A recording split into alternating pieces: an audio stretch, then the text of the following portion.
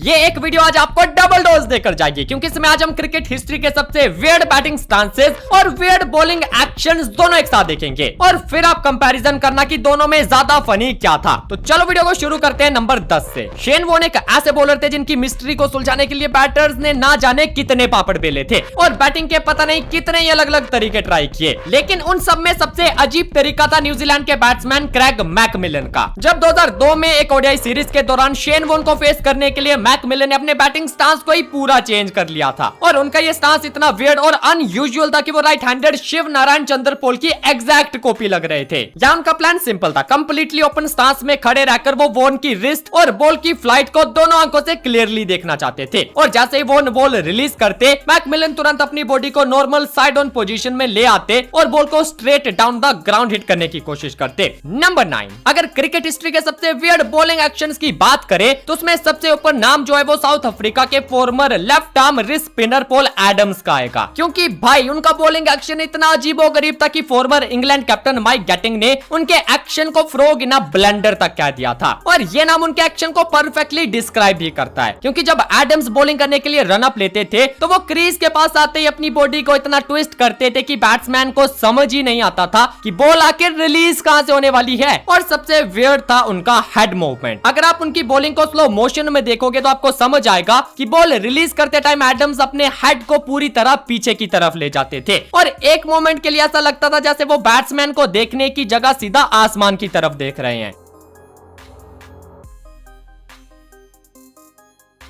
अब आप बताओ, ऐसा अजीबोगरीब एक्शन बंदा भला क्या सोचकर चुनता है? चलो एक का तो मान लिया, लेकिन ये एक्शन कोई कॉपी कर ले ऐसा हो ही नहीं सकता। मतलब यार पता चले कि इस एक्शन के चक्कर में आदमी बॉल डालता हुआ खुद में ही फंस गया। लेकिन आप ये जानकर हैरान हो जाओगे कि एक ऐसे महानुभाव है जिन्होंने इस एक्शन को कॉपी करने का जिगरा किया है और वो खिलाड़ी है भी इंडियन, जिसकी बात हम बस आगे करते हैं। फिलहाल बात करते हैं नंबर 8 पर एक और वियर्ड बैटिंग स्टांस की। अगर आपको लगता है कि पाकिस्तान वालों की सिर्फ इंग्लिश खराब है तो भाई अभी तक आपने उनके फॉर्मर क्रिकेटर फवाद आलम का ये बैटिंग स्टांस नहीं देखा होगा, क्योंकि नॉर्मली बैट्समैन जहां बॉलर के सामने साइड ऑन पोजीशन में खड़ा होता है वहीं आलम ऑलमोस्ट कंप्लीटली फ्रंट ऑन खड़े होते थे, यानी उनकी चेस्ट, हिप्स और दोनों पैर सीधे बॉलर की तरफ पॉइंट करते थे। इस वजह से डिलीवरी से पहले उनके तीनों स्टंप्स भी क्लियरली विजिबल रहते थे, जो नॉर्मली बैटिंग स्टांस में नहीं देखा जाता। लेकिन असली ट्विस्ट उनके स्टांस में नहीं बल्कि उनकी ट्रिगर मूवमेंट में था, क्योंकि जैसे ही बॉलर अपनी डिलीवरी स्ट्राइड में आता था आलम क्रीज पर एक क्विक शफल करते हुए अपनी बॉडी को रैपिडली मूव करते थे और जब तक बॉल उनके पास आती थी तब तक फवाद आलम अपनी बॉडी को वापस एक almost normal side on position में ले आते थे। मतलब गजब भाई।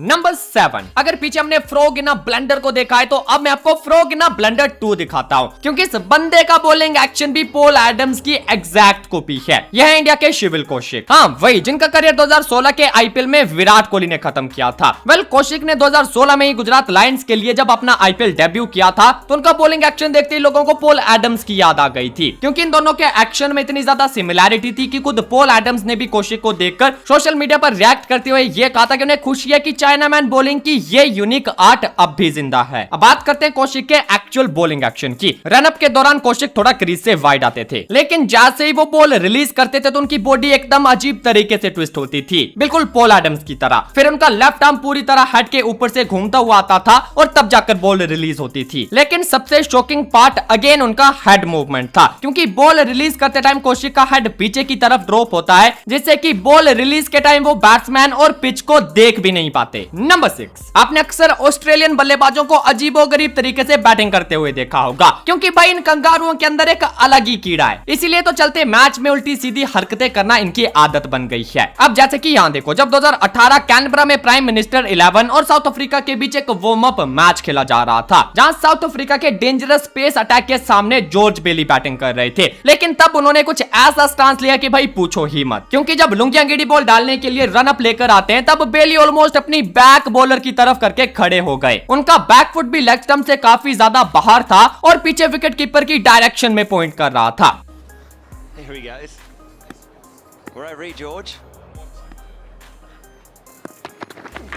That's incredible. I've never seen that in my life. सच बताना, इस एक्शन को देखकर आपको छोटा भीम और एलियंस के बीच खेले गए उस मैच की याद नहीं आ रही जिसमें कि एक एलियन का एक्शन भी हूबहू इसी तरह का था। नंबर 5, वेस्ट इंडीज की लेजेंडरी पेस बॉलिंग का नाम सुनते ही दिमाग में सबसे पहले माइकल होल्डिंग, एंडी रॉबर्ट्स और जोएल गार्नर जैसे नाम आते हैं, लेकिन इन सबके बीच कोलिन क्राफ्ट का बॉलिंग एक्शन सबसे अलग और इंटिमिडेटिंग था। जहां माइकल होल्डिंग का रनअप एकदम स्मूथ और एफर्टलेस होता था, वहीं कोलिन क्राफ्ट का एक्शन देखकर ऐसा लगता था जैसे बॉलर बैट्समैन को बॉल नहीं वार्निंग देने आ रहा हो। क्रॉफ्ट का बॉलिंग एक्शन इतना अनयूजुअल था कि खासकर राइट हैंडेड बैट्समैन के लिए उनकी डिलीवरी को रीड करना काफी डिफिकल्ट होता था। क्रॉफ्ट का रनअप शुरू में तो रिलेटिवली स्ट्रेट होता था, लेकिन जैसे ही वो डिलीवरी स्ट्राइड में एंटर करते थे वो एग्रेसिवली अपनी लेफ्ट साइड की तरफ मुड़ जाते थे। यानी राइट आर्म बॉलर होने के बावजूद उनका अप्रोच कई बार लेफ्ट आर्म बॉलर जैसा लगता था। इससे सबसे बड़ा फायदा यह था कि वो क्रीज के एक्सट्रीमली वाइड एंगल से बॉल रिलीज करते थे, जिस वजह से राइट हैंडेड बैट्समैन के लिए बॉल एक डेंजरस एंगल से अंदर आ जाती थी। और क्रॉफ्ट की हाइट भी उनकी बॉलिंग को और ज्यादा डेंजरस बनाती थी, क्योंकि वो लगभग 6.5 फीट लंबे थे, जिसकी वजह से उन्हें पिच से नेचुरली काफी स्टीप बाउंस भी मिलता था।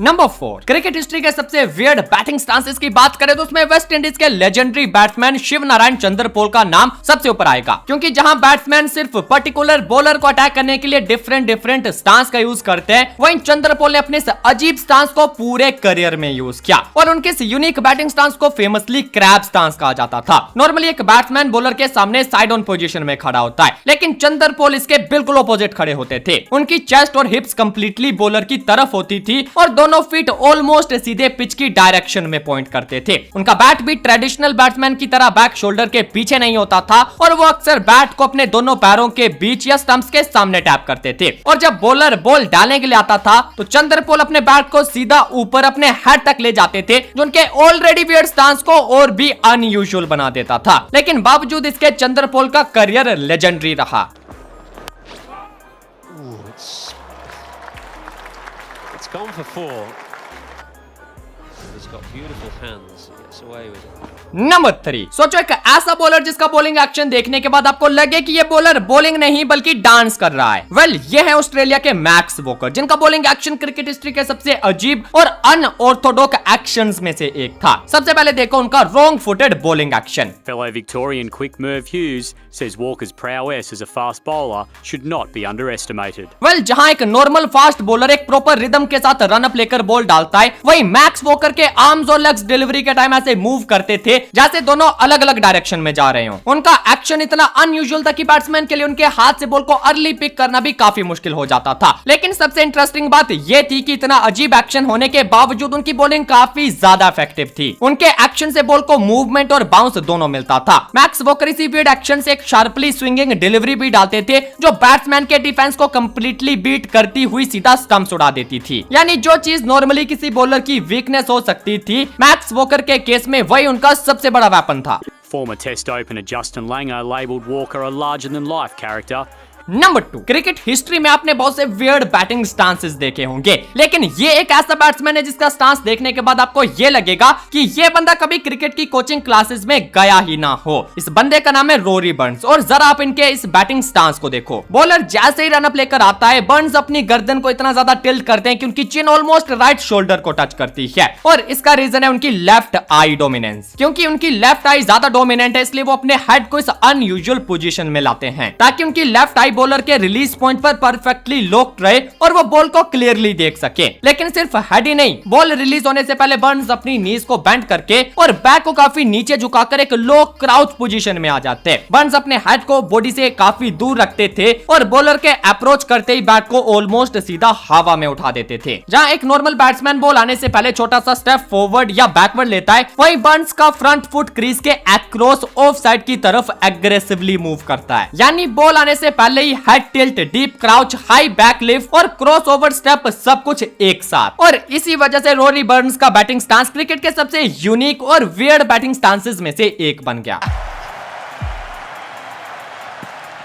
Oh, bowled in, first ball! Number 1, अगर आपको लगता है कि क्रिकेट में वियर्ड बॉलिंग एक्शन की कोई लिमिट होती है तो अभी तक आपने पाकिस्तान के left arm fast bowler Sohail Tanvir का एक्शन नहीं देखा। 2007 में इंटरनेशनल क्रिकेट में एंट्री करते ही तनवीर के बॉलिंग एक्शन ने फैन से लेकर वर्ल्ड क्लास बैट्समैन तक सबको कंफ्यूज कर दिया था, क्योंकि उनका एक्शन ट्रेडिशनल कोचिंग मैनुअल्स के बिल्कुल ऑपोजिट था और इसमें दो चीजें सबसे ज्यादा अनयूजुअल थी। सबसे पहली थी उनकी wrong foot delivery. Well normally एक लेफ्ट आर्म फास्ट बॉलर के केस में डिलीवरी के टाइम उनका राइट फुट फ्रंट फुट के तौर पर क्रीज पर लैंड करता है, लेकिन सोहेल तनवीर इसके बिल्कुल ऑपोजिट थे, क्योंकि वो डिलीवरी स्ट्राइड में जंप करते टाइम लेफ्ट फुट पहले लैंड करते थे, जिसकी वजह से बॉल रिलीज करते टाइम उनकी बॉडी एकदम ट्विस्टेड और ऑकवर्ड चेस्ट ऑन पोजीशन में आ जाती थी। लेकिन भाई उनका एक्शन सिर्फ यहीं तक वियर्ड नहीं था। क्रीज के पास आते टाइम तनवीर अपने बॉलिंग आर्म को बॉल रिलीज करने से पहले 2 बार घुमाते थे और उनका रिलीज पॉइंट एक नॉर्मल बॉलर्स के मुकाबले काफी डिफरेंट था, जिसकी वजह से बैट्समैन को बॉल की डायरेक्शन और पेस समझने में एक्स्ट्रा टाइम लगता था और उनकी यही क्वालिटी स्पेशली T20 क्रिकेट में उनके लिए काफी यूजफुल भी रही।